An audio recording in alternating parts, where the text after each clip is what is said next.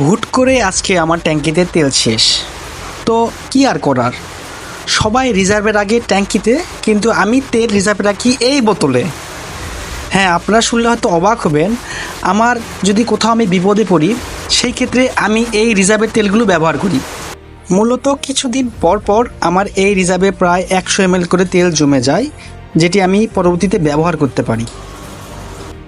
তো আমার এই মোটরসাইকেলে হয়তো কার্বোরেটরের সমস্যা আছে, যার কারণে তেলটা বেশি ড্রেন হয়। তো আমি বুদ্ধি বের করলাম, যদি ওখানে একটা বোতল বা কোনো কিছু রাখা যায়, তো তেলটা আমি পরবর্তীতে ব্যবহার করতে পারবো। এবং তেলটা আমি ভালো করে পরীক্ষা নিরীক্ষা করে দেখেছি যে খারাপ তেল না, এটা ব্যবহার করা যাবে।